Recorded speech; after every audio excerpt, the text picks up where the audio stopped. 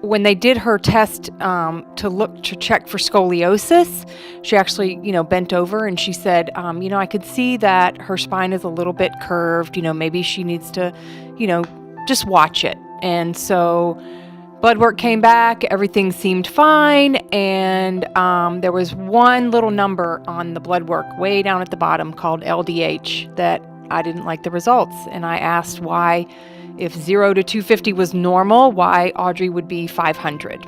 And they had several different answers. The pediatrician was very kind and said it could be a multiple range of things, what she ate that day, or what, if she had a sprained ankle, sometimes that would, but there was nothing wrong with Audrey. And so I questioned it and I just kept pushing and I said, I'm not comfortable with that number. I know nothing's wrong, but I would like to have more testing and I would like to have an ultrasound. The doctor did the ultrasound and I saw her measure something and I knew that was odd, and she kind of stopped and wrote down a few numbers, and I was too experienced in this because of what we had already gone through. So I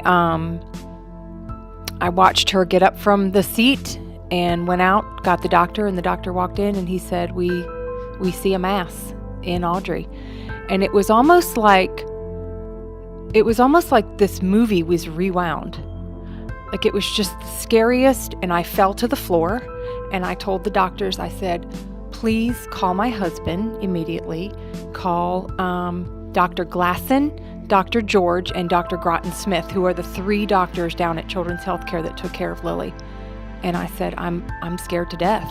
These neuroblastic tumors, they come out of nerve tissue, so they can occur along the spine or in nerve sheaths and peripheral tumors and the limbs and extremities. Hers was what we call the retroperitoneum, which is sort of behind everything that's in the abdomen, and it was growing from some of the nerves that were coming out of the lower aspect of her spinal canal. So Lily had neuroblastoma, which is a bad aggressive cancer, and Audrey's was a ganglioneuroma. And then we sent it for special tests to other laboratories that specialize in pediatric cancer. We've been following her labs and they're all normal, and the tumor's shrinking, actually. I think her last MRI, they could barely see it. Whatever little residual was there is pretty much almost gone. For sure, it's less than 5% these tumors are familial, and because I work in a big cancer center, we see a lot of children with tumors. The majority of them are isolated. Sometimes you can go back and find, like a distant cousin or an aunt or an uncle that had something kind of similar, but not outright the same. So it is pretty unusual. So the child life specialist, she gave me like a little notebook to write down like all that I was nervous about, or like my worries and stuff about it. And the one thing I was mostly nervous about was if I was gonna wake up during it.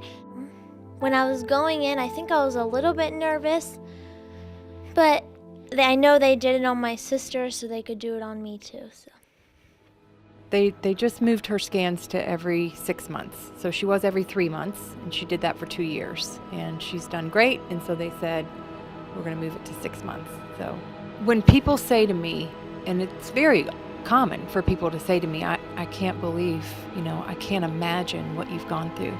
And I look at them and I say, don't ever try to imagine it, because it is suffocating. It is pure suffocation. When I lost Lily, I really thought I couldn't move forward. I really thought, what is going to happen to our family? It's a miracle. We actually are a stronger couple. We're a stronger marriage. We have a stronger family. We understand that we are here together. We will stay a unit. Part of my healing was writing a book. I wrote our book. It's called Glitter. And it's about the whole journey that we went through.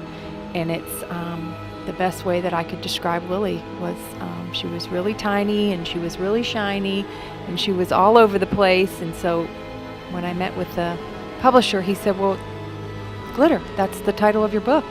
And so I wrote that, and it was actually delivered to our home on April the 1st, 2015, the books that we had ordered. And on April the 1st, 2016, she went into surgery for her tumor. So it's the craziest journey.